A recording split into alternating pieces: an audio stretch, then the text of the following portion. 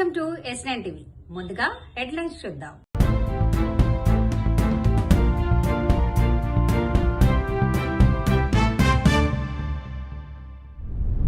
కియాతో AP ప్రభుత్వ కీలక ఒప్పందం. చంద్రబాబుపై జగన్ ఘాటు విమర్శలు. లీగల్ నోటీసులపై యార్లగడ్డ సవాల్. భవన నిర్మాణ కార్మికులకు శుభవార్త.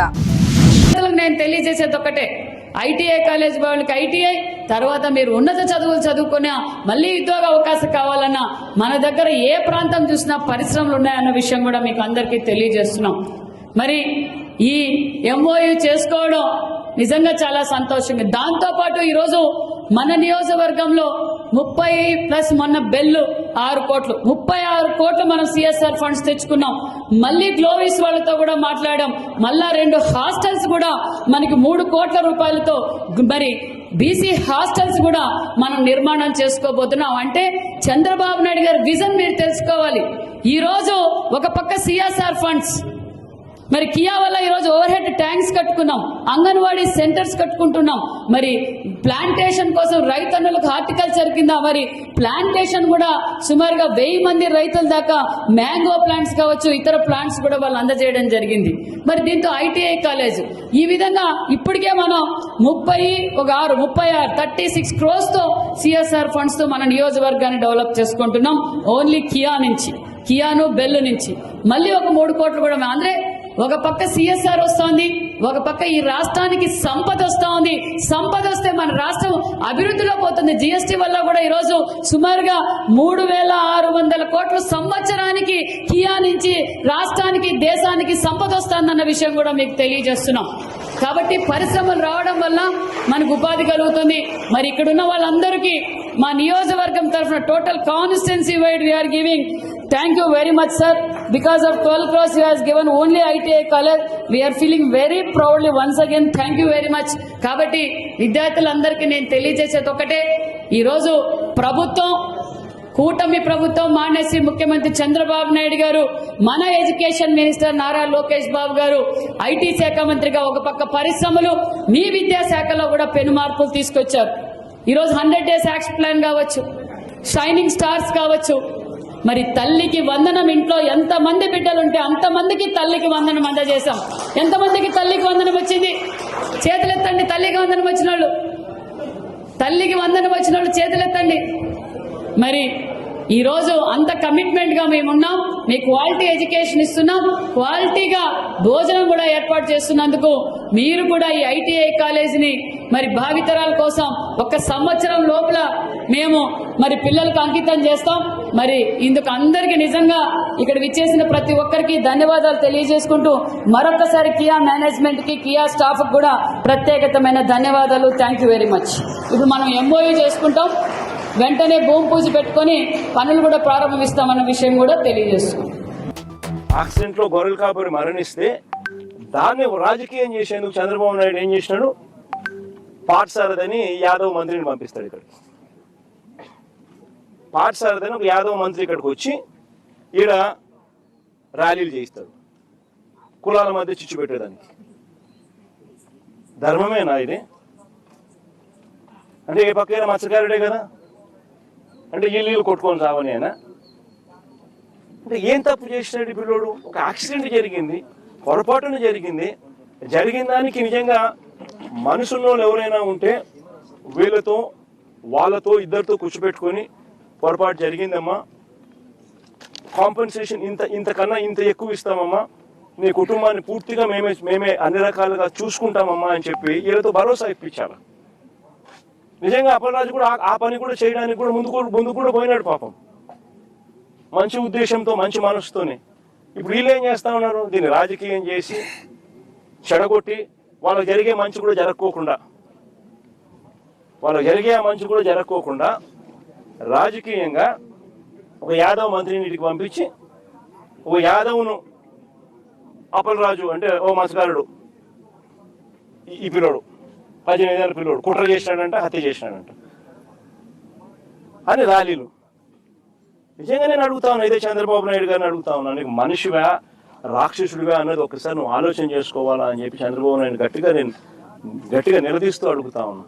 లీగల్ నోటీసు నాకు రాలా. అసలు బహిరంగ క్షమాపణ చెప్పే ప్రసక్తే లేదు. అసలు నేను ఎప్పుడు తప్పు చేయలా, నేను దేనికి తల వంచను, నేను చందాలు తీసుకుని పోటీ చేయలా, నేను అక్రమ మట్టి దోకలు చేయలా, నేను కొట్టుకొచ్చిన డబ్బులతో పోటీ చేయలా. వైషుడే నేను క్షమాపణ చెప్పాలా? దేనికి చెప్పాలి? గన్నవరం దోచినందుక? దోచినాడు చెప్పాలి క్షమాపణ. గన్నవరం ప్రజలు నగుబాటుకు గురైంది. మీకు మ్యాండేట్ ఇచ్చే చంద్రబాబు గారి కంట కన్నీరు పెట్టించి ఎవరు మర్చిపోలే ఇంకా ఇవన్నీ. ఈ నియోజకవర్గంలో రాజకీయం ఎలా ఉంటుందో తెలుసు. నేను 9 సంవత్సరాలు అయింది నేను రాజకీయాల్లోకి వచ్చి. అది కూడా నా రాజకీయ జీవితం గన్నవరంతోనే ప్రారంభమైంది. రేపు నవంబర్ 17కి 9 సంవత్సరాలు పూర్తవుద్ది. ఇంకా నాకు కథలు చెప్దాం అనుకుంటే అది అవివేకం.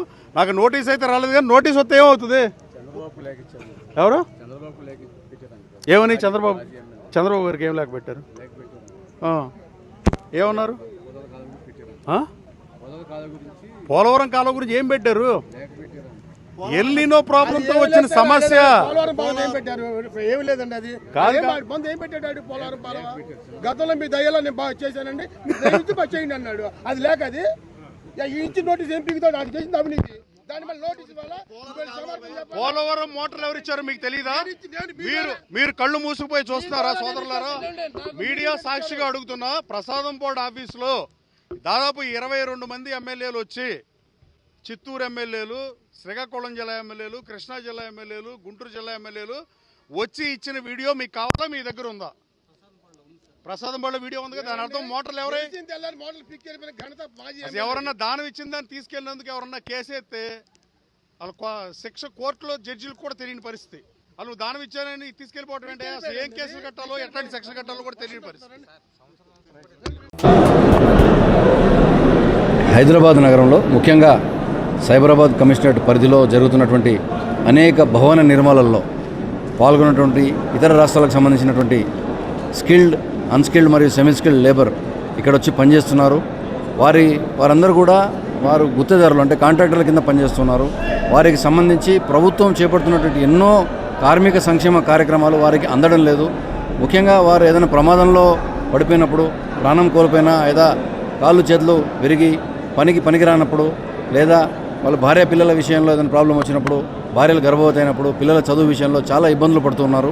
ముఖ్యంగా ప్రమాదాలు జరుగుతాం. నిత్యం ప్రతిరోజు ఏదో ఒక చోట ప్రమాదం జరుగుతూ ఉంది. జరిగినప్పుడు వారికి సరైన కాంపన్సేషన్ అనేది అందే విషయంలో చాలా ఇబ్బందులు కలుగుతున్నాయి. ఆ ఇబ్బందులన్నీ తొలగించే విధంగా మేము సైబరాబాద్ పోలీస్ తరఫు నుంచి ఈరోజు కూకట్పల్లి జోన్లో కొన్ని పెద్ద కంపెనీస్, SAS, తర్వాత వంశీరామ్, రాఘవ కన్స్ట్రక్షన్స్, అరబిందో రియాలిటీ, ఇటువంటి పెద్ద కంపెనీస్, రాజపుష్ప, ఇటువంటి పెద్ద కంపెనీస్ అందరూ కూడా వాళ్ళ దగ్గర పనిచేసే వాళ్ళందరినీ కూడా తీసుకొచ్చి ఇక్కడ వారి పేర్లు నమోదు చేయించి, మా లేబర్ డిపార్ట్మెంట్ వాళ్ళు కూడా, తెలంగాణ లేబర్ డిపార్ట్మెంట్ వాళ్ళు పాల్గొన్నారు, సైబరాబాద్ మున్సిపల్ కార్పొరేషన్ వాళ్ళు పాల్గొన్నారు, తెలంగాణ పోలీసులతో పాటు. వీళ్ళందరికీ కార్మిక సంక్షేమ కార్యక్రమాలు అందరికీ అందించే విధంగా ఎప్పుడు ఎవరికి ఎలాంటి లోటు కలగకుండా మన భవన నిర్మాణ కార్మికులకు సంబంధించి తెలంగాణ ప్రభుత్వం అందించినటువంటి అనేక పథకాలు, వారికి ఏ ప్రమాద బీమా నుంచి వారు పనిలో రాకపోయినప్పటికీ కూడా వారికి కాంపన్సేషన్ వచ్చే విధంగా, పెళ్ళిళ్ళు జరిగినప్పుడు, లేదా చిన్న హాస్పిటల్ చేసినప్పుడు, పని రాలేనప్పుడు, గర్భవతులైనప్పుడు, పిల్లల చదువుల విషయంలో, ఇంకా ఇతరత్ర అనేక కార్యక్రమాల్లో వాళ్ళకి దాదాపు 5 సంవత్సరాలుగా వాళ్ళని బాగా చూసుకునే విధంగా ఒక లేబర్ కార్డు, ఒక సెక్యూరిటీ కార్డు, ఒక భరోసా, వాళ్ళందరూ కూడా ఎన్నో వేరే రాష్ట్రాల నుంచి ఇక్కడికి వచ్చి పనిచేశారు. ఎంతో భరోసాతో తెలంగాణ రాష్ట్రంకి వచ్చారు. తెలంగాణ అభివృద్ధిలో కీలకంగా వీళ్ళు పాల్గొంటున్నారు. కాబట్టి ప్రభుత్వం తరఫు నుంచి కూడా వారికి మేలు, సంక్షేమం అందించాలనే ఉద్దేశంతో మేము సైబరాబాద్ పోలీస్ తరఫు నుంచి ఈ కార్యక్రమాన్ని చేపట్టినాము. వీళ్ళందరికీ మంచి జరుగుతుందని ఆశిస్తున్నాం. మొత్తం కమిషనరేట్ అంతా చేస్తున్నాం. మేము స్కూల్స్ కూడా ప్రారంభించినాం ఇక్కడ, స్కూల్ ఆన్ సైట్. ఎందుకంటే ముఖ్యంగా వీళ్ళు లేబర్ క్యాంపుల్లో వీళ్ళు పనిచేయడానికి వెళ్ళినప్పుడు చిన్నపిల్లల్ని చూసుకోవడానికి ఎవరు లేరు. కాబట్టి జిల్లా కలెక్టర్ని అడిగినప్పుడు మాకు కొన్ని అంగన్వాడీ టీచర్స్ని వాళ్ళని ఇచ్చారు. సర్వశిక్ష అభియాన్ దాని కింద ఒక టీచర్ని ఇచ్చారు. మొట్టమొదటిగా ఒక స్కూల్ ప్రారంభించినాము గత నెలలో రాజపుష్ప క్యాంప్లో. అట్లాగే దాదాపు మా ఏరియాలో 100 లేబర్ క్యాంప్స్లో ప్రతి క్యాంపులో కూడా ఒక స్కూల్ ప్రారంభించాలని మేము నిర్ణయించినాము.